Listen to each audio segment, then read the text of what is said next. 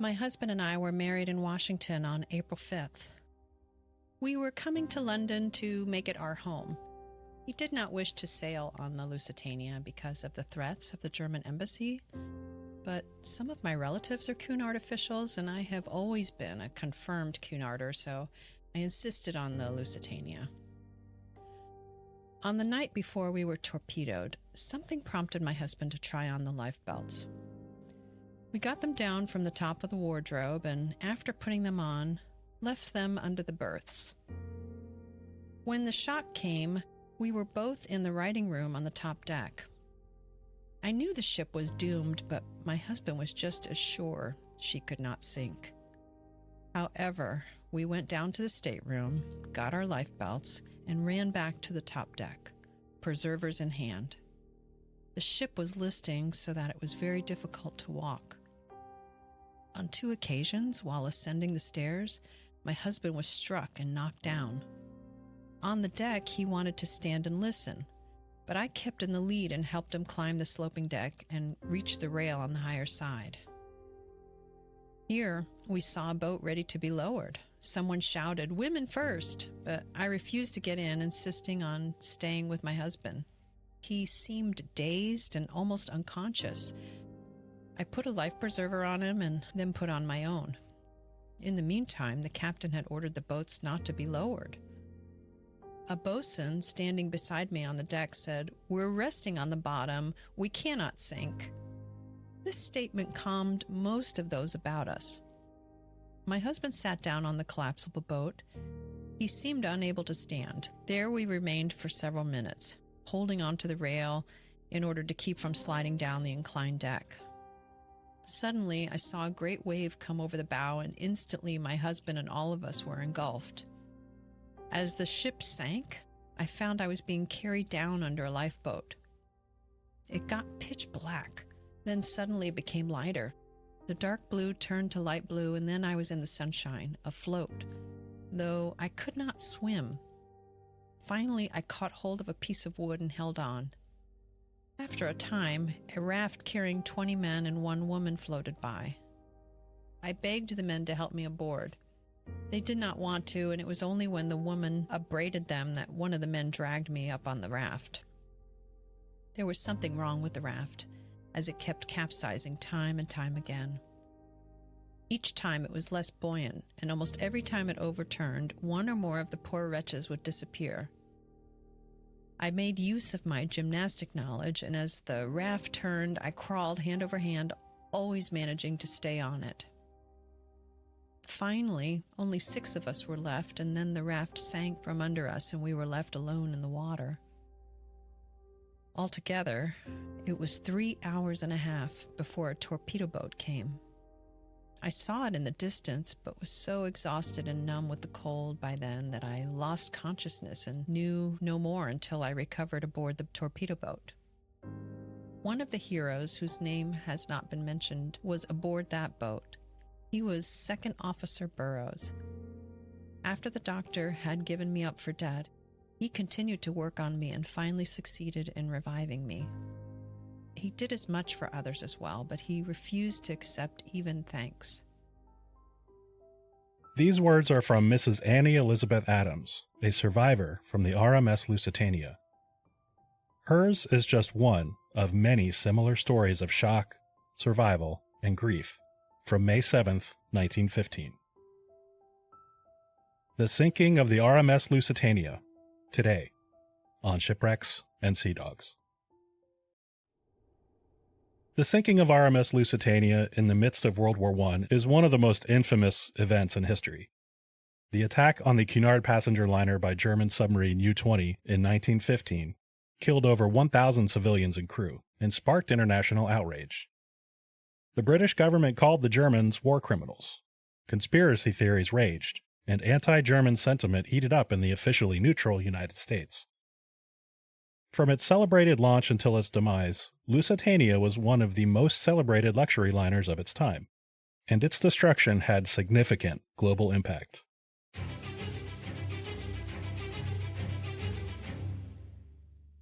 Transatlantic passenger service in the late 19th and early 20th centuries was dominated by just a handful of companies, including the three British behemoths, Cunard, White Star, and the Inman Line. The Inman Line was a pioneer in the passenger liner industry and competed heavily with Cunard for the New York-Liverpool route. It was absorbed into the Philadelphia-based American Line in 1893, but remained a major player for several more decades. The popular Cunard Line was known for its reliability, speed, and safety.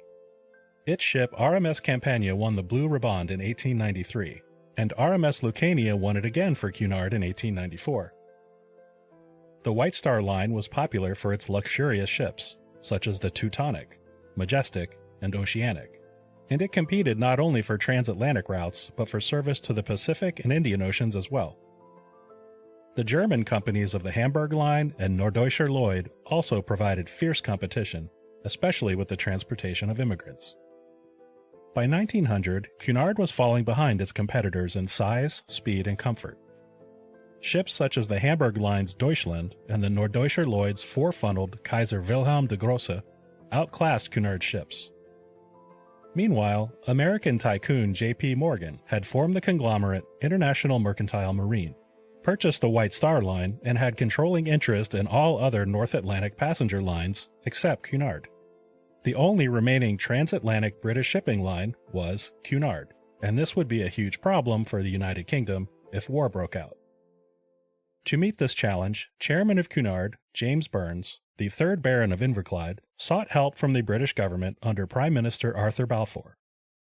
Positioned as a plea to keep transatlantic shipping from being dominated by the Germans and Americans, Burns was able to secure a loan of £2.6 million. Cunard also received a yearly subsidy of £75,000 and a £68,000 contract to carry the Royal Mail. This influx of cash allowed Cunard to plan the construction of 2 modern ships that could compete with White Star, NDL, and the Hamburg Lines. In return, the ships would be built to the specifications provided by the Admiralty, which would allow them to be used by the Royal Navy in times of war. Cunard planned to build 2 new ships, the Mauretania and the Lusitania. A design committee was formed by Cunard to meet all the specifications required by the Admiralty, and to develop fast, luxurious, comfortable, and modern ships. Construction began on the 16th of June 1904 at John Brown and Company shipyard, hull number 367, in Clydebank, Scotland. Mauretania was built concurrently at Swan Hunter shipyard in Wellsend, England. The ships, as yet unnamed, were referred to as the Scottish ship and the English ship by Cunard. Unlike typical ship construction at the time, Lusitania was built starting at the bow and moved steadily toward the stern, instead of starting at both ends and meeting in the middle. But this was only because the specs for the ship's engines and stern section had not yet been approved. Cunard chairman Lord Inverclyde hammered in the first rivet himself. The unprecedented size of Lusitania required the shipyard to add reinforcement piles, install railway tracks, and reconfigure the slip to launch at the intersection of the Clyde and the River Cart to launch diagonally. Her length of 787 feet was longer than the River Clyde was wide. Lusitania was launched at 12:30 p.m. on the 7th of June 1906. Princess Louise was invited to christen the new ship but was unable to attend. Instead, Lady Mary Inverclyde did the christening. Her husband, Cunard chairman Lord Inverclyde, had passed away 8 months prior. Thousands of invited guests and spectators watched and cheered as the enormous ship slid into the river. Tugboats then guided her to her berth at Tail of the Bank at Gurek, where Lusitania would be fitted out with its 4 funnels and superstructure, and its interior design completed. At 144 feet in height from its keel to the tops of its funnels, and just under 88 feet wide, the Lusitania was an awe-inspiring sight. Cunard invited VIP guests on board for a 2-day shakedown cruise, while running at speeds of 15, 18, and 21 knots, below its top speed. After this initial test, the guests departed, and the full trials began. 4 voyages were made between the Corsewall Light at Kirkham, Scotland, and the Longship's Light off Cornwall. The Lusitania had to achieve a speed of at least 24 knots, according to the Admiralty specs, or Cunard would be fined £10,000 for every 1/10 of a knot under this requirement. But its 4 Parsons turbines and 25 boilers powered the ship's 4 propellers to a record speed of 26.4 knots during trials. In August of 1907, it reached 26.7 knots. However, such high speed caused a terrible vibration in the second-class cabins at the stern. Additional reinforcements and a redesign of the second-class cabins partially corrected this problem, but a vibration in the stern persisted throughout the ship's life. With her fitting out complete and trials successful, RMS Lusitania departed on her maiden voyage at 9 p.m. on the 7th of September 1907. She departed Liverpool, England under the command of Commodore James Watt, with hundreds of thousands of people gathered to see her off. The Lusitania was a luxurious ship for her time and could accommodate 563 saloon-class, or first-class, passengers, 464 second-class passengers, and 1,138 third-class passengers across 6 decks. Scottish architect James Miller was chosen to decorate the ship, and he used a theme of white plasterwork and gold leaf to create a light and roomy feel. The ship featured electric lights, wireless telegraph, and a grand staircase that surrounded electric gilded cage elevators, or lifts. First-class accommodations were located in the middle of the ship, between the first and fourth funnels, and took up the 5 uppermost decks, A through E. The first-class lounge featured Georgian-style architecture, mahogany panels, high marble fireplaces at each end, a vaulted skylight, and stained glass windows. The grand dining saloon was the jewel of the ship, adorned with white plaster, gold leaf, mahogany panels, Corinthian columns, and a dome ceiling, all inspired by the neoclassical style of Louis XVI. First-class passengers also enjoyed a reading and writing room for the women, a lounge and music room, and the veranda cafe, which could be opened up during nice weather. Her elegance and luxury matched that of even the finest hotels.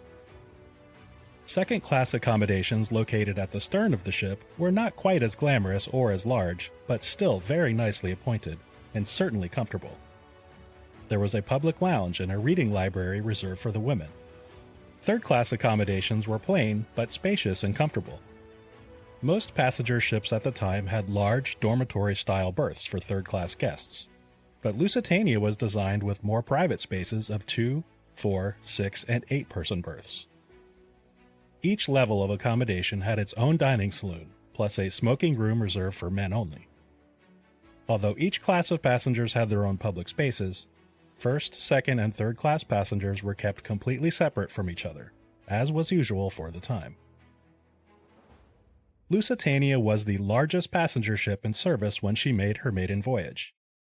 This was a brief distinction, however, as her sister ship, Mauretania, was 3 feet longer, and made her maiden voyage 2 months later. Lusitania arrived in New York on Friday, September 13, 1907, to an excited crowd of more than 200,000 people lining New York Harbor, waiting to get a glimpse of this new marvel. More than 100 horse-drawn carriages lined up waiting to carry Lusitania's passengers from Cunard's Pier 54. During its 1-week stopover in New York, guided tours were open to the public. Author Mark Twain toured the Lusitania and remarked afterward, "I guess I'll have to tell Noah about it when I see him." After a successful return voyage to Liverpool, Lusitania departed Liverpool for her second transatlantic round-trip voyage on October 6th and arrived in New York on October 11th. She set a new speed record of 24 knots, taking only 4 days, 19 hours, and 52 minutes, earning her the Blue Riband for the westbound crossing. The return trip to Liverpool was another record, and earned the eastbound Blue Riband as well, with a time of 4 days, 22 hours, and 53 minutes. Lusitania was the first ship ever to cross the Atlantic in less than 5 days. Her sister ship, the Mauretania, was slightly faster and would go on to break both of Lusitania's records. The launch of Lusitania and Mauretania caused concern for the White Star Line's chairman, Joseph Bruce Ismay. The speed and reliability of Cunard's liners were a threat and prompted White Star to begin designing its new Olympic-class liners. These were the Olympic, Britannic, and Titanic. The first of these, Olympic, did not enter service until 1911. In 1909, Lusitania's 4 3-bladed propellers were replaced with 4-bladed models, which were 6 feet wider in diameter. This not only increased her speed to be virtually the same as Mauritania's, but also helped reduce the vibration at the stern. On January 10, 1910, Lusitania was 2 days into a voyage from Liverpool to New York when it encountered a rogue wave. The 75-foot-tall wall of water crashed into the bow of the ship, and into the bridge.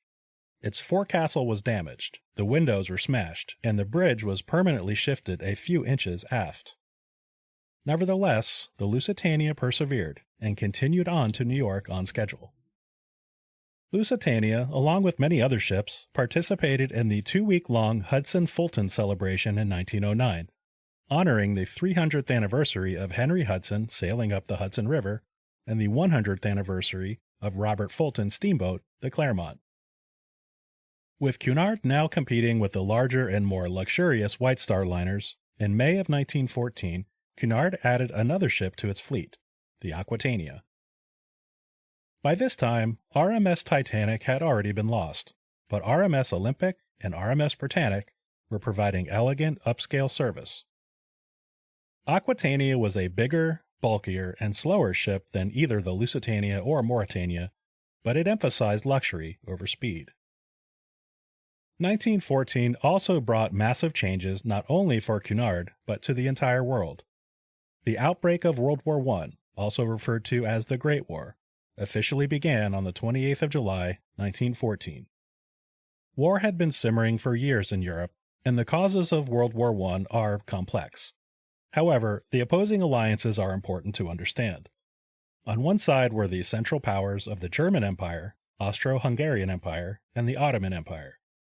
On the other side were the Allied powers, also called the Entente, of the United Kingdom, France, and Russia. Cunard's loan from the British government came with the agreement that the Lusitania and Mauritania could be requisitioned by the Admiralty should war arise. Classified as armed merchant cruisers, they were painted a dull gray to make them less conspicuous. However, these ships required an incredible amount of coal to power their boilers, coal that was in short supply and badly needed elsewhere. Therefore, the Admiralty chose not to put them into service in the war after all. Cunard returned the Lusitania to commercial service, while Mauritania and Aquitania were laid up in Liverpool for a time. Transatlantic travel dropped off with the outbreak of war, but there was still enough business to keep Lusitania in service. She resumed her normal route, but with a few changes. To help conserve coal, Boiler Room Number 4 was shut down. This reduced the ship's average speed to 21 knots, but it was still the fastest commercial ship afloat. It was also forced to operate with a reduced crew, as many men were serving in the war, and she was repainted to her usual color, with orange-red funnels, brass lettering, and a gold stripe surrounding her superstructure. In November of 1914, the British government announced the North Sea and English Channel were a military zone, and they would sink any German ships found in those waters. A British blockade prevented supplies and food from reaching Germany, which starved its economy and its people. The ability for war materials and food supplies to reach the British Isles was critical, and Atlantic shipping lanes remained relatively safe at the start of the war. But Germany had developed and deployed what would become a deadly weapon, the Unterseeboot, or U-boat. Up until this time, submarines had predominantly been used for coastal defense and reconnaissance, and not as an attack vehicle. While British intelligence knew of the new German submarines, they were not seen as much of a threat. That is, until German submarine U-9 sank 3 British warships on September 22, 1914, killing 1,459 people. From that moment, the U-boat was feared and respected.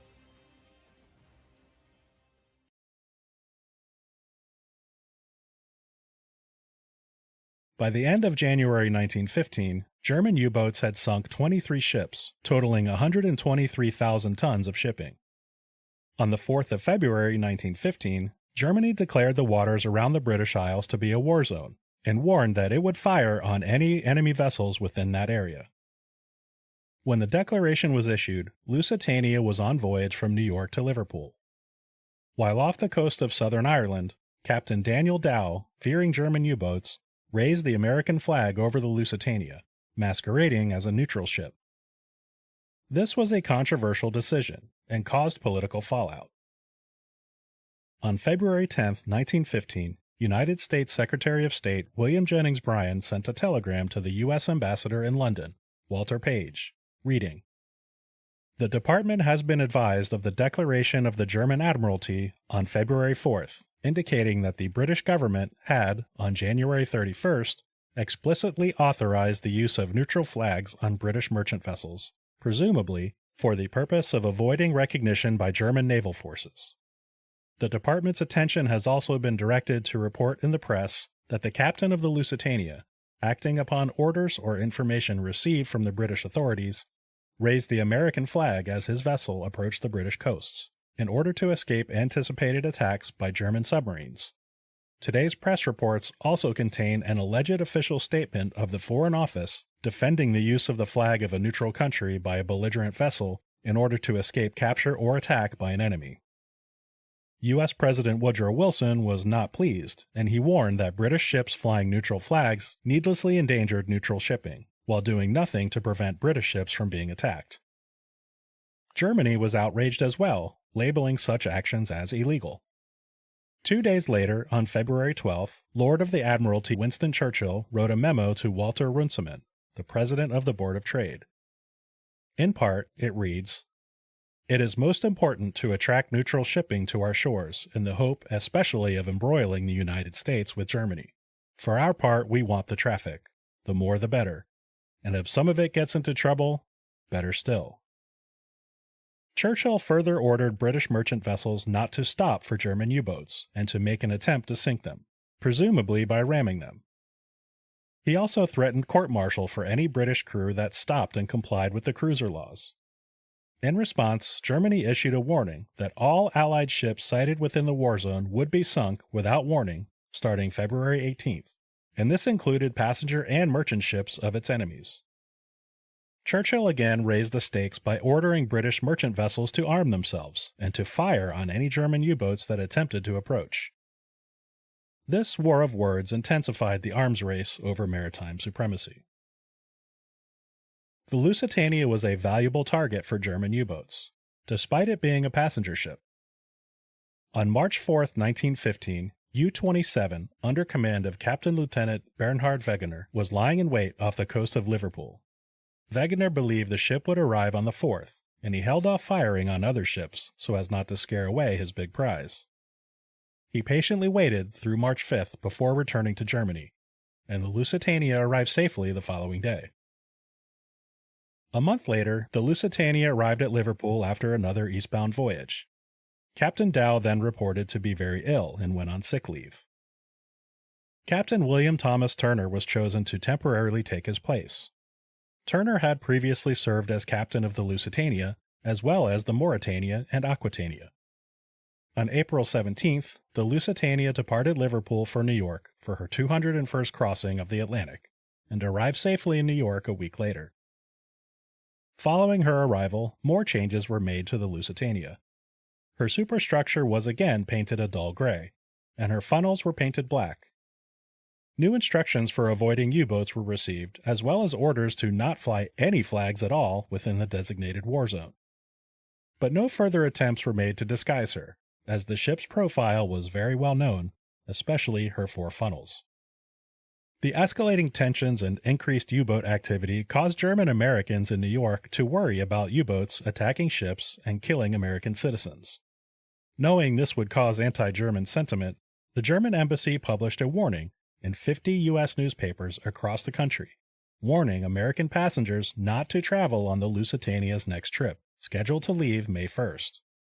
The text of this warning reads, "Notice: travelers intending to embark on the Atlantic voyage are reminded that a state of war exists between Germany and her allies and Great Britain and her allies, that the zone of war includes the waters adjacent to the British Isles, that, in accordance with formal notice given by the Imperial German government, vessels flying the flag of Great Britain or any of her allies are liable to destruction in those waters, and that travelers sailing in the war zone on the ships of Great Britain or her allies do so at their own risk." While the advertisement was placed on April 22nd, it was not published until May 1st, the very day Lusitania departed New York. In many of the newspapers, the German warning was printed directly adjacent to a Cunard advertisement for the Lusitania. In the New York Times, the warning was printed just a few lines under the Lusitania advertisement on page 19, wedged between ads from other passenger liners. Cunard representative Charles Sumner and Captain Turner dismissed the embassy's warning as nonsense. Turner told reporters that the Lusitania could outrun any U-boat, and all the talk about torpedoes was the, quote, greatest joke.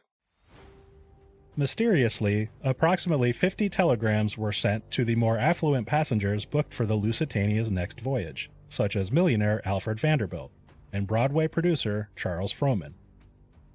It warned against boarding the Lusitania. These curious telegrams were also largely dismissed. Very few believed the Germans would dare sink the Lusitania, packed with innocent civilians.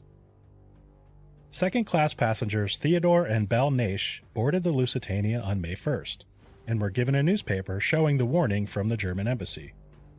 Mrs. Naish later recalled her husband's words. "We will not worry. No reputable newspaper would accept an advertisement of that Cunard line size and in it put another indirect opposition. If that were official, the notice would have been posted in glaring signs, and each American passenger would have had warning sent and delivered before boarding the vessel." Atlantic crossings had been tense since the outbreak of war, and certainly there was trepidation.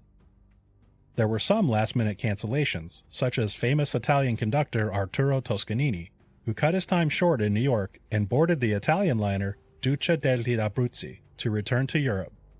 Broadway composer Jerome Kern overslept when his alarm clock failed to ring, and he missed the departure. Dancer Isadora Duncan chose to take the Italian liner Dante Alighieri a week after the Lusitania departed. William Morris, founder of the famous talent agency, canceled his trip on the Lusitania at the last minute to tend to other business matters. The fortunate Morris also canceled his voyage on the Titanic 3 years earlier.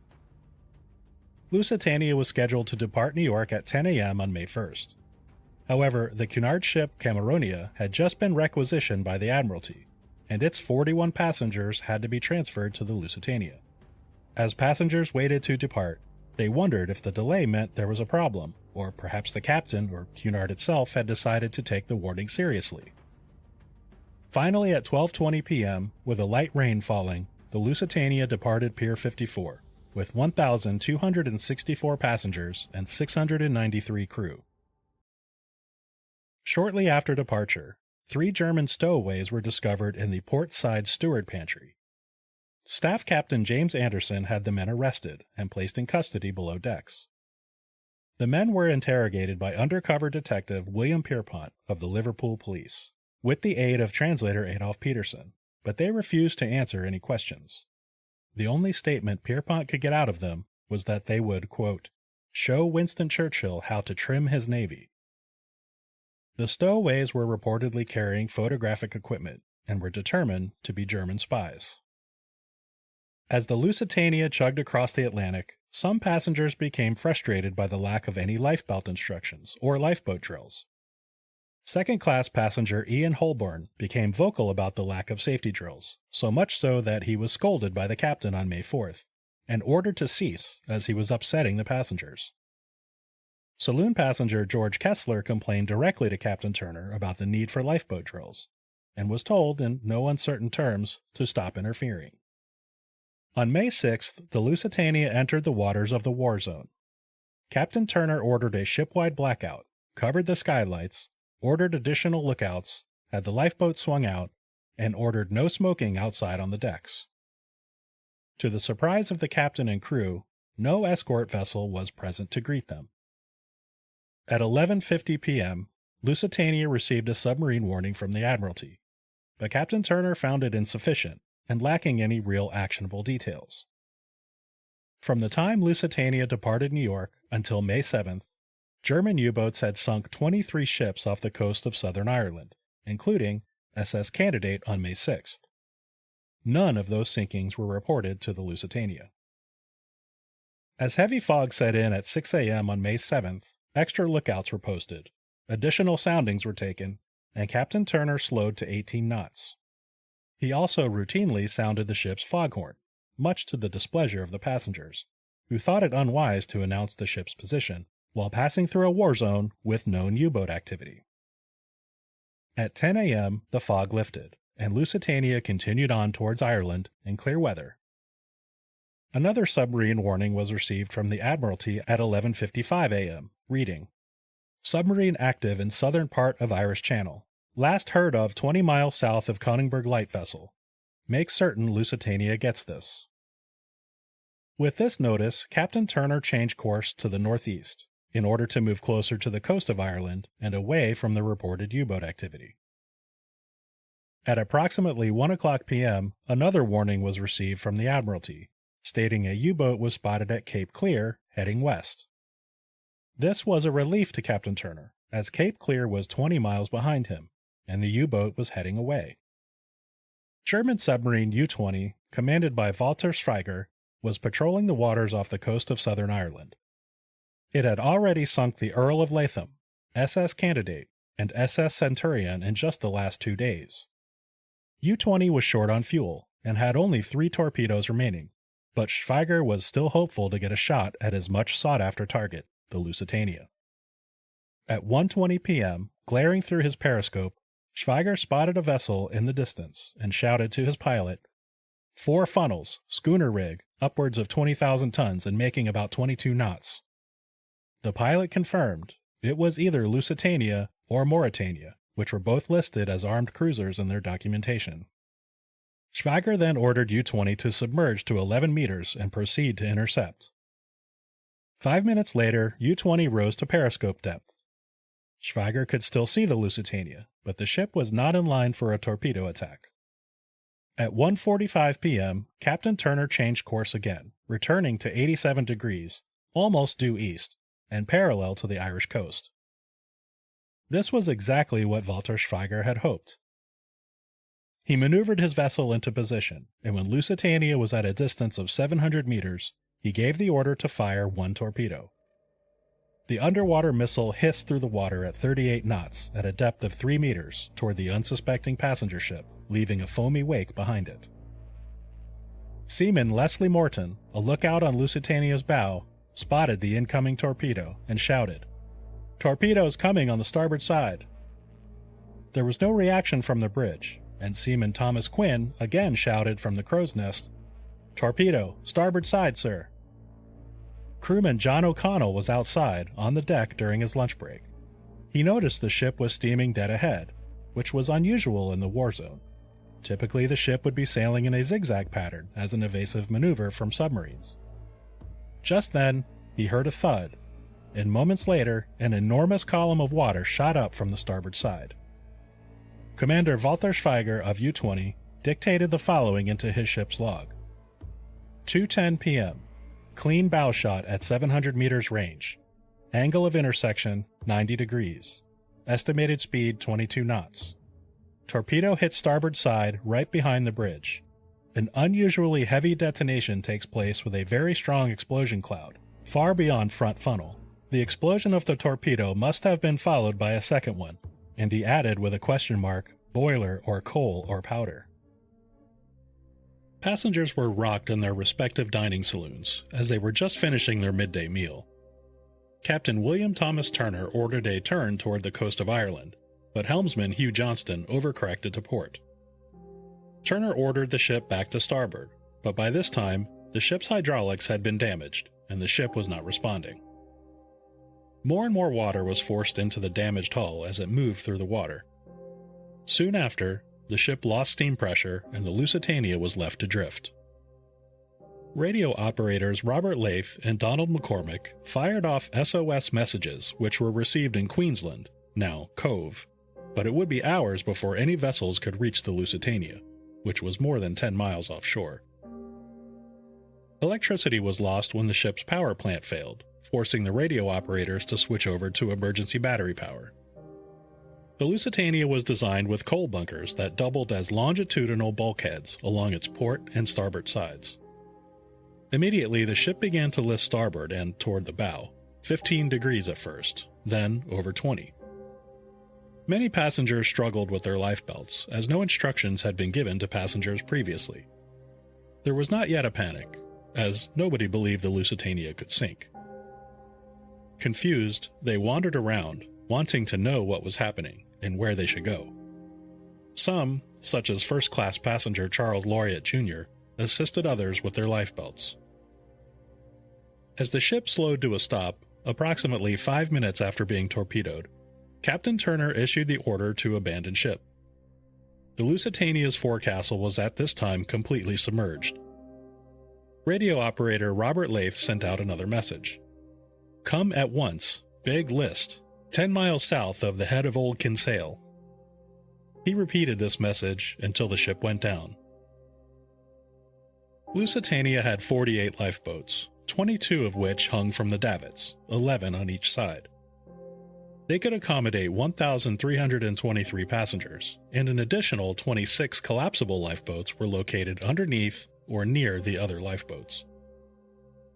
The portside lifeboats were swinging inward, high above as the ship was listing, making them almost impossible to launch. Some desperate passengers attempted to push them over the rail and lower them into the water, but many of these hit the railing, fell into the water, and capsized. Only one portside lifeboat, number 14, managed to make it 60 feet down into the water, scraping along the side of the ship the entire way. Passenger Virginia Loney, along with Mary and Laura Ryerson, entered the lifeboat, but its plug was not installed. The lifeboat was quickly swamped, killing Mary Ryerson. Lifeboats 2, 12, and 20 on the port side all foundered upon entering the water, while lifeboat number 18 was launched by passenger Isaac Lehman against the orders of the captain. It swung wildly and crashed into passengers on the deck, crushing several of them to death. The starboard side lifeboats hung outward, farther away from the ship than usual, and deck chairs had to be used to span the gap. When one lifeboat was lowered directly on top of another, the lifeboat below capsized, spilling everyone overboard. Only 6 lifeboats were successfully launched, and all of those were from the starboard side. These were lifeboats number 1, 11, 13, 15, 19, and 21. The collapsible lifeboats were all assembled and readied in order to float free when the ship sank. As the Lusitania continued to plunge further into the water, panic gripped the helpless passengers. Some jumped, while others refused to be separated from loved ones. Those in the lifeboats and in the water frantically tried to get away, to avoid being sucked under, or have the ship collapse on top of them. Shoes, socks, coats, and other clothing were discarded to make it easier to stay afloat. Peering through his periscope from afar, U-20 Commander Walter Schweiger added another entry to his ship's log. It appears as if the ship is going to capsize very shortly. Great confusion on board. The boats are made ready and some of them lowered into the water. Apparently considerable panic.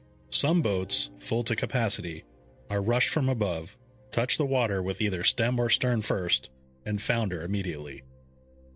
After watching for a few more minutes, Schweiger added, 2:25 p.m. Since it seems as if the steamer can only remain afloat a short while longer, dive to 24 meters and head out to sea. I could not have launched a second torpedo into that struggling throng of humanity trying to save their lives. With its stern raised out of the water and a list to starboard, the glorious passenger liner Lusitania plunged bow first under the waves. In just 18 minutes, the ship was gone. Survivors in lifeboats and in the water were left stunned, shocked, or sobbing with grief. So many had instantly lost a husband, wife, child, or friend. Little by little, the cries and screams diminished, as victims drowned or died of hypothermia. Many went down with the ship, but even more were lost in the ensuing struggle to survive, including Mr. Henry Adams, husband of Mrs. Annie Adams, whose words you heard at the top of Part 1. Those that managed to board a lifeboat began pulling others out of the water. Passenger Charles Laureate boarded a collapsible lifeboat with others and began rowing for the lighthouse at the old head of Kinsale, pulling people in along the way. The first vessel on the scene was the sail-powered fishing smack Wanderer, also referred to as Peel 11. Captain William Ball and his crew of 6 men first encountered lifeboat number 21 and took all of its occupants on board, including passenger Elizabeth Duckworth. Despite being safely aboard the Wanderer, Ms. Duckworth volunteered to reboard a lifeboat to assist other passengers who were still struggling. When she returned to the Wanderer, she was given a round of cheers and applause. In total, the Wanderer picked up approximately 160 people from 4 lifeboats, numerous collapsible boats, and more directly from the water. It also took 2 more lifeboats under tow, despite being a sailing vessel in calm weather with little wind. The heroic captain and crew provided what comforts they could, including hot tea and medical attention for the injured. The crowded, overburdened Wanderer later transferred many of these rescued survivors to the vessels Flying Fish and Stormcock. The crew of the Wanderer were awarded with the Manchester Manx Society Medal by Lord Raglan in July of 1915. The naval patrol boat Heron arrived a short time later and picked up a total of 16 people. 5 of those, however, were already dead. The lone surviving woman on the Heron was Julia O'Sullivan, who was in critical condition. Another survivor on the Heron, Fred Bottomley, later recounted, "Mrs. O'Sullivan was very ill when she was picked up and almost dead, but the unremitting attention of the crew of the trawler brought her round again." The Heron arrived at Kinsale at 8:00 p.m. to a crowd of concerned citizens. Julia O'Sullivan was rushed to a medical facility where she received treatment and survived the ordeal. Her husband, Mr. Florence O'Sullivan, also survived, and the two were later reunited and returned to their home. First-class passengers Alfred G. Vanderbilt and Charles Frohman both perished on the Lusitania. They were last seen assisting other passengers with their lifebelts. Detective William Pierpont attempted to free the 3 German spies from their locked cabins, but was unable to reach them in time.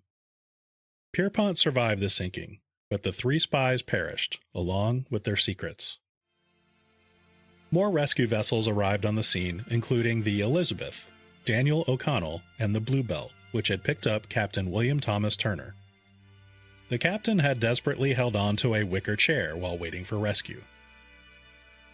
A lifeboat from the Court McSherry Lifeboat Station received the distress call of the Lusitania at 2:30 p.m., and by 3:00 p.m. had launched the lifeboat with a volunteer crew. The men rowed the entire distance of 12.6 miles to the wreck site, taking over 3.5 hours. By the time they arrived, they could only assist with recovering bodies from the water. The volunteer crew assisted in recovering bodies for several hours before being towed back in. One rescue boat after another arrived in Queenstown, carrying survivors. Fishermen and other civilians provided aid as best they could, with medical attention, warm clothes, food, and shelter, as grief-stricken passengers searched for their loved ones. Of the known 1,960 on board, 1,197 people lost their lives, including 94 children. The news of the Lusitania's sinking immediately shocked the world. There was outrage across much of the world, especially in the United Kingdom. Riots broke out, and German-owned businesses were looted and vandalized. In Liverpool, German and Austro-Hungarian citizens were urged to leave the city for their own safety.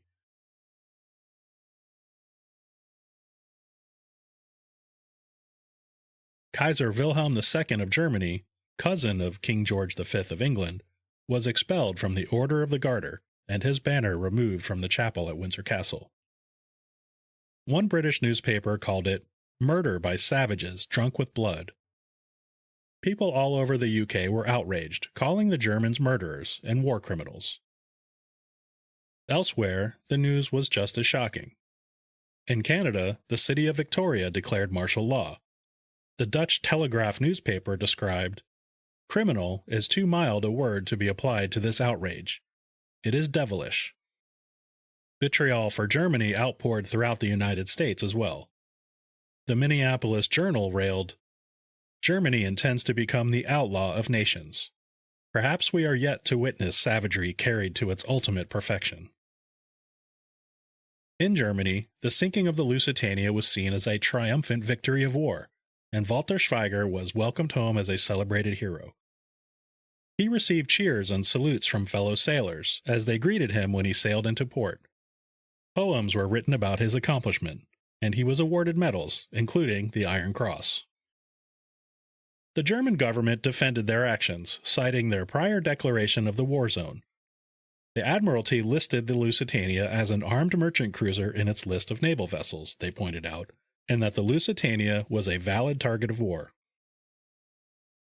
More accusations came May 28th in a letter from the German government, reading, "It is known to the imperial government that for some time, periodically all the more valuable English merchant vessels have been provided with guns, ammunition, and other weapons, and reinforced with a crew specially practiced in manning guns. According to reports at hand here, the Lusitania when she left New York undoubtedly had guns on board, which were mounted under decks and masked." The British government denied these allegations. While tragic, the sinking of the Lusitania was an excellent recruiting tool, and young men across the UK flocked to join the military to get revenge on the Germans.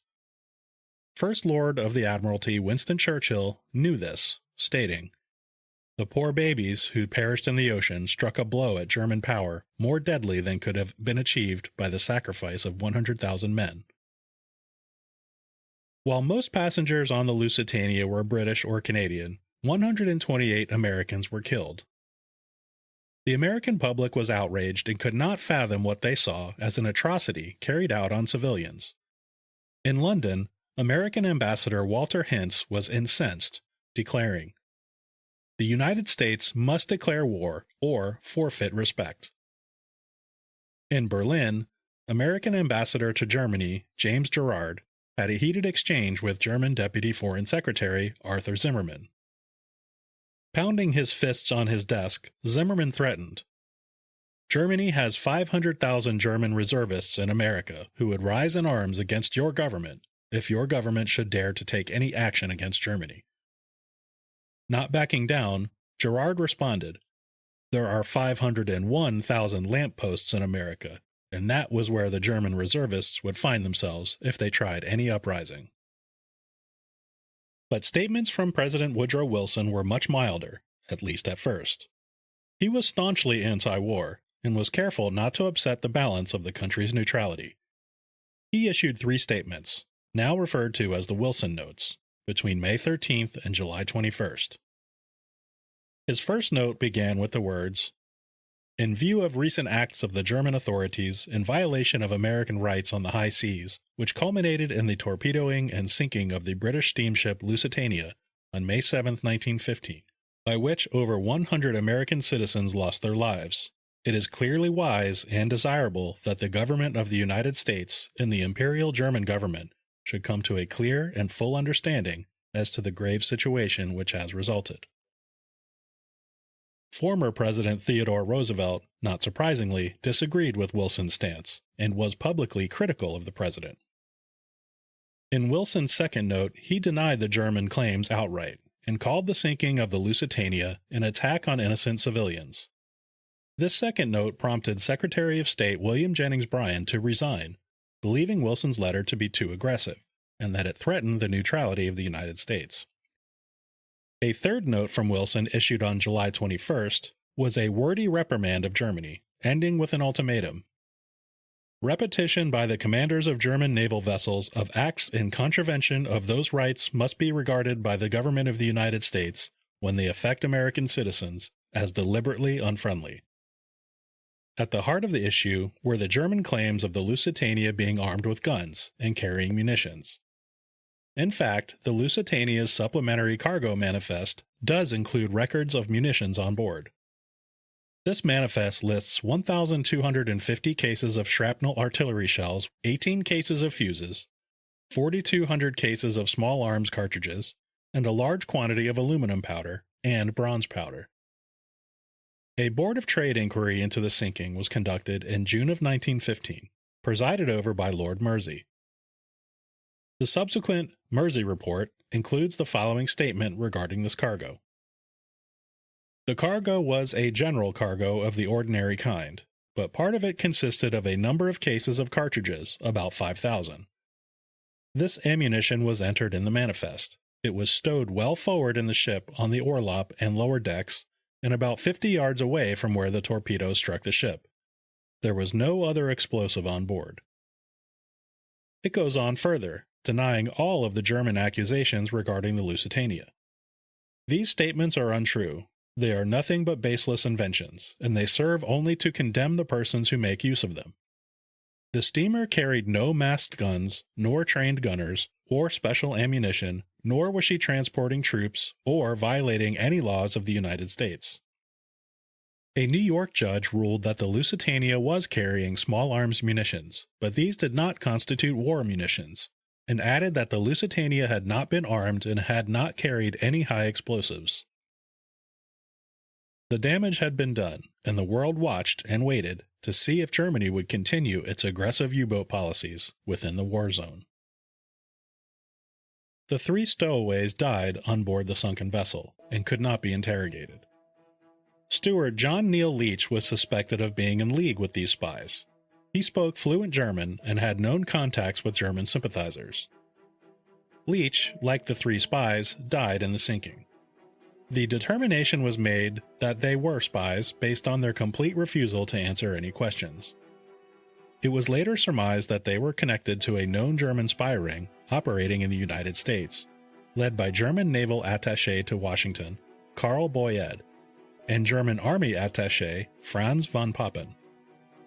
On July 24, 1915, a briefcase was accidentally left on a train by Heinrich Albert, the commercial attaché to the German embassy.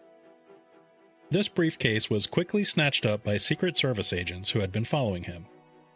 The documents contained in the briefcase provided a multitude of damning evidence, implicating Boyed and von Papen.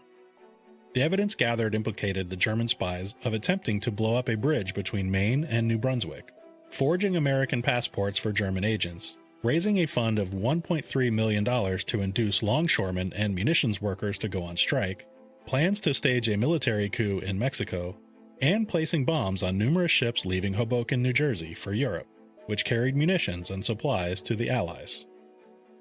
It was also discovered that the German embassy had been attempting to purchase vast quantities of munitions from American factories, and in some cases, they tried to purchase the entire factories, to keep these resources away from the Allies in Europe.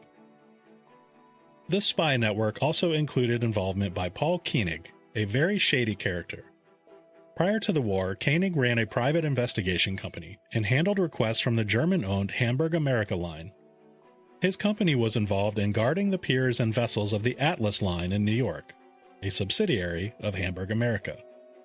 He also protected the German ambassador Van Bernstorff and Franz von Papen's offices, along with conducting intelligence gathering for Germany and sabotage against Canada and the United States. In December of 1915, Van Papen and Boyed were deemed officially persona non grata, effectively stripping them of their diplomatic status, and they were recalled to Germany. Paul Koenig was arrested and indicted later that same month by the New York Bomb Squad for planning to detonate bombs in the Welland Canal. The 3 spies on board the Lusitania were almost certainly placed there in conjunction with this spy network. It is suspected Koenig specifically placed the 3 stowaways on board to collect photographic evidence and transport additional intelligence to Germany. Many believe the sinking of the Lusitania and the optics of Germany's heartless U-boat attack would draw the United States into the war. Growing anti-German sentiment spread throughout the United States, putting more and more pressure on President Woodrow Wilson. It is no secret that Winston Churchill, First Lord of the Admiralty, desired the United States to be drawn into the war. In 1923, Churchill published his 6-volume work called The World Crisis, where he describes his actions meant to draw neutral powers into the war. The first countermove made on my responsibility was to deter the Germans from surface attack. The submerged U-boat had to rely increasingly on underwater attack, and thus ran the greater risk of mistaking neutral for British ships and of drowning neutral crews, and thus embroiling Germany with other great powers. Despite these factors, the pacifist Wilson was stubbornly resistant and did everything he could to keep America out of a costly and bloody war across the Atlantic. Germany had initially backed off its unrestricted U-boat warfare, but sank the French passenger ship Sussex in 1916, once again sparking outrage. Germany then made the so-called Sussex Pledge, promising not to attack passenger or merchant ships without warning. On July 30, 1916, German agents detonated a stockpile of munitions on Black Tom Island. This was a small island adjacent to Liberty Island, home of the Statue of Liberty, and has since been joined with Liberty Island. The explosion killed 7, injured hundreds, damaged the Statue of Liberty, and destroyed $20 million of munitions. It was one of the largest artificial, non-nuclear explosions in history. German operatives Kurt Jenke and Lothar Witzke were suspected of being responsible. Jenke escaped capture and returned to Germany. Witzke was arrested in Arizona for espionage and sentenced to death, but this was later commuted to life in prison. President Calvin Coolidge eventually pardoned Witzke and had him deported to Germany. A strange occurrence took place on October 7, 1916, when German submarine U-53 appeared unexpectedly off of Newport, Rhode Island. Its commander, Hans Rosa, requested and was granted permission to come into port. U-53 docked, and Rosa paid a visit to local U.S. Navy commanders, and they in turn visited the German U-boat. Curious onlookers lined the shore, waving at the German sailors standing on the deck of the sub. After several hours, the harbor master considered quarantining the sub, prompting Hans Rosa to make a quick exit.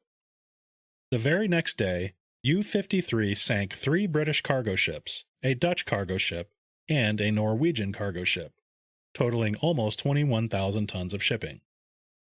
In each case, everyone on board was allowed to safely abandon ship before their ship was destroyed, according to the cruiser laws. The entire story of the U-53 can be heard in episode 13 of Shipwrecks and Sea Dogs. In January of 1917, a note from German Foreign Minister Arthur Zimmermann to the German minister in Mexico, Heinrich von Eckart, was intercepted by British intelligence, decrypted, and passed to U.S. intelligence. The Zimmermann note, as it has been called, detailed a plan for Germany to form an alliance with Mexico if the United States should join the war. Germany would help Mexico reclaim lost territory in Texas, New Mexico, and Arizona, and asked Mexico to help persuade the Empire of Japan to join the war on their side. By January of 1917, Germany had reported 120,000 German civilians had starved to death due to the blockade of its ports. As a result, Germany again resumed unrestricted U-boat warfare and sank several U.S. merchant ships in just 2 months. After severing diplomatic ties to Germany, President Wilson asked Congress for a declaration of war, which was delivered on April 6, 1917, almost 2 years after the sinking of the Lusitania. A number of factors eventually drew the United States into the war, including Germany's unrestricted warfare on commercial vessels.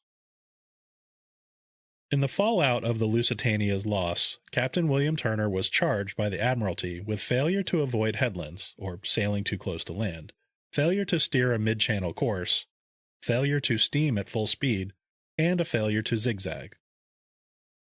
Turner's culpability for these charges is debatable, although the Lusitania clearly was not zigzagging, and had been steaming ahead on a straight course for 40 minutes when she was torpedoed. The Admiralty seemed determined to convict Turner, and Winston Churchill himself stated, "I consider the Admiralty's case against Turner should be pressed by a skillful counsel." Churchill, however, was replaced as Lord of the Admiralty before the inquiry, due to the failure of the Gallipoli campaign. Turner was ultimately exonerated of these charges. Lord Mersey wrote in his report, "He exercised his judgment for the best. It was the judgment of a skilled and experienced man, and although others might have acted differently and perhaps more successfully, he ought not, in my opinion, to be blamed. The whole blame for the cruel destruction of life in this catastrophe must rely solely with those who plotted and with those who committed the crime." In an international conciliation court in New York, Judge Julius M. Meyer agreed with the conclusions of Lord Mersey, and found no negligence on the part of Cunard or its officers and crew, writing, "The cause of the sinking was the illegal act of the Imperial German government." Mayer directed all future claims to be directed to the German government, and Germany paid $2.5 million in damages in 1925. Captain Lieutenant Walter Schweiger went on to sink RMS Hesperian in September of 1915 and SS Kimrich in May of 1916. U-20 was grounded off the Dutch coast in November of 1916 before being intentionally damaged and abandoned. Schweiger was given command of U-88. He was killed on the 5th of September 1917 with all 43 hands when U-88 struck a mine off the coast of the Netherlands. In total, Schweiger sank 49 ships during the war. Despite being exonerated, William Turner remained very shaken over the sinking and the Admiralty's treatment of him. He lived a quiet, isolated life and retired in 1919, telling his partner Mabel, "All I want now is a quiet life." After retiring, Turner was awarded with the Order of the British Empire by King George V, at the request of the chairman of the Cunard Line. Turner developed intestinal cancer and died on June 23, 1933. His son, able seaman Percy Wilfred Turner, was killed when the merchant vessel Jedmore was sunk by German submarine U-98 on the 16th of September, 1941. The cause of the second explosion on board the Lusitania has been widely speculated, and many theories abound. Some believe there were secret explosives on board that were not already listed on the manifest, or that the Lusitania struck a mine, or perhaps the torpedo struck the ship more toward the bow than originally thought, exploding the small arms munition and shrapnel charges. A boiler explosion or pipe bomb are additional theories that have been put forward, while a more far-reaching conspiracy proposes that cheese, lard, and the furs listed on the manifest were actually high explosives. Others have reasoned that the aluminum powder or coal dust on board are highly explosive at certain concentrations and may have been the source of this second explosion. In 1935, the wreck of the Lusitania was discovered by the crew of the salvage steamer Orfeer, using a depth sounder, about 11 nautical miles from Old Head of Kinsale. 3 weeks later, diver Jim Jarrett was lowered down to the wreck, over 300 feet, wearing a Tritonia diving suit weighing half a ton. During World War II, British warships dropped depth charges on the wreck, citing German U-boats were hiding in its shadows. Others believe it was to destroy the wreck, to cover up evidence of munitions in its cargo. The wreckage of the Lusitania was claimed by the Liverpool and London War Risks Insurance Association and sold in 1967 to U.S. Navy diver John Light for £1,000. Light made over 40 dives to the wreck using only basic scuba equipment and wearing only a neoprene suit. While he attempted to take photographs, the low visibility and lack of light prevented any meaningful documentation. American businessman Greg Bemis became a minority owner of the wreck in 1968, and then sole owner in 1982. Bemis was outspoken regarding his belief that the British government was involved in Lusitania's sinking, including Winston Churchill. In 1982, Bemis collaborated with Oceaneering International to recover items from the wreck in a commercial venture. 3 of the ship's 4 brass propellers were recovered, as well as 2 anchors, the foghorn, 1 bridge telegraph, the ship's bell, and a large number of cookware and cutlery. One of the propellers is on display in front of the Merseyside Maritime Museum in Liverpool, and another is located in the sculpture garden of the Hilton Anatole Hotel in Dallas, Texas. Many of the items collected during this time, including the 2 anchors and the 3rd propeller, disappeared into private collections, and their locations are unknown. Legal battles over ownership of the artifacts hampered further recovery efforts, and it was ruled in court that the British Crown had no rights to ownership of the wreck since it was located in international waters. A U.S. court then ruled Bemis had no rights to ownership of the personal effects or cargo from the Lusitania. In 1993, Greg Bemis allowed Woods Hole Oceanographic Institute to search the wreck, led by Dr. Robert Ballard. Ballard, who discovered the Titanic in 1985, sent his remote-operated vehicle down and found the ship lying on its starboard side. A large quantity of unexploded hedgehog mines were found scattered around the wreck site, fueling speculations of an attempted British cover-up. The survey found that the exposed portion of the hull, including the cargo hold, was completely intact. From this, Ballard concluded that no explosion occurred in the cargo hold, and that the torpedo struck the ship's coal bunker. He believed the second explosion most likely resulted from ignited coal dust, but Greg Bemis did not agree with this conclusion. This expedition was documented by National Geographic, resulting in the film Exploring the Lusitania, probing the mysteries of the sinking that changed history. In 1995, the Irish government declared the wreck of the Lusitania as a protected heritage site under the National Monuments Act and prohibited Bemis from disturbing the wreck or its contents in any way. This decision was overturned by the Supreme Court of Ireland, and in 2008, Bemis was granted a license to photograph and film the entire wreck and its contents. Odyssey Marine Exploration out of Florida was hired to conduct the operation, with the Department of the Environment's Underwater Archaeology Unit on hand to make sure the site was not invasively searched. A film crew from the Discovery Channel was on hand to document the expedition, as a dive team from Cork Sub Aqua Club discovered 15,000 rounds of .303 caliber rifle ammunition still in their cases at the bow of the ship. The ammunition was photographed, but left in place. The data collected from the expedition was given to Lawrence Livermore National Laboratory for analysis. They concluded that the Lusitania was sunk by the damage from the torpedo, and the second explosion was the result of a boiler explosion, which had no impact on the sinking of the ship. Again, Greg Bemis disagreed with this conclusion. In 2019, Bemis gave ownership of the Lusitania to the old head of Kinsale Lusitania Museum, saying, "I've come to realize that, at almost 91 years old, there's only so much more I can do to further this project. And I think because of the Lusitania's part in history, it's very important that it be done properly, and we get all the artifacts we can from the wreck to put in the museum planned for here." After spending many millions of dollars, he never found any evidence to support his belief of a British conspiracy. Bemis died in 2020, at the age of 92. Rebreather technology has allowed modern divers to explore the wreck of the Lusitania. Lying 90 meters down, or around 300 feet, only experienced and highly trained deepwater divers using the proper equipment should attempt this dive. The water is cold, approximately 10 to 15 degrees Celsius, or 50 to 60 degrees Fahrenheit, and visibility is poor. Tidal surges in the area provide even further challenges. Irish law prohibits recreational diving on the Lusitania, unless a license is obtained from Ireland's Ministry of Culture and Heritage, and permission from the Old Head of Kinsale Maritime Museum is received.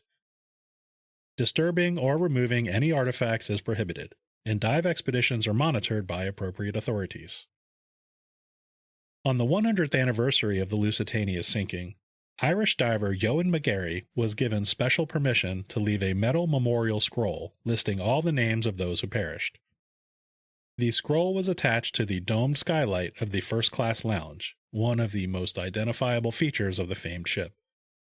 He later said, "I dived Lusitania exactly 100 years to the minute to the hour of the sinking." In 2021, McGarry joined a team of American and European divers on board the vessel Sea Hunter to once again explore the wreck. The wreckage lies in a large debris field, with pieces scattered everywhere. Expedition diver Joe Masrani described it as being in parts and pieces. Like many wrecks, fishing nets have become entangled in the wreck, making exploration more challenging. The eerie scene of the once luxurious ship is a grim reminder of the tragedy and the lives lost. Diver Andrew Don described his feelings. "On a dive of this magnitude, one can't help but think about the passengers and crew during the dive. We did not encounter personal artifacts, but you are reminded of the people through the parts of the wreck that they would have interacted with. It is easy to be impressed and almost overwhelmed by the wreck itself, but there are constant reminders of the people that make up the real story of the Lusitania." The team captured fantastic, clear photographic evidence of many artifacts, including the ship's steam whistle, one of its capstans, an anchor chain, portholes, windows, fragments of china with the Cunard Lion logo, and 2 of its boilers, which were still intact. Of the 289 bodies recovered from the Lusitania, 169 are buried at the ancient Old Church Cemetery in Cove, County Cork, Ireland. 3 mass graves and 20 individual graves mark their location. 65 of the dead were never identified. A solemn monument honoring the Lusitania's victims stands in Casement Square, opposite Cove Harbor. The large metal sculpture features a female winged angel overlooking 2 young fishermen. An inscription reads, "To the memory of all who perished by the sinking of the Lusitania, May 7, 1915, and in the cause of universal and lasting peace." At the base of the fishermen is another inscription. They helped in the rescue, gave aid and comfort to the survivors, and buried the dead. There are many questions that still puzzle historians to this day. Why were there no escort ships? Where exactly did the torpedo strike the ship? What caused the second explosion? These answers will probably never be known, but what is clear is that the sinking of the Lusitania changed the nature of naval warfare.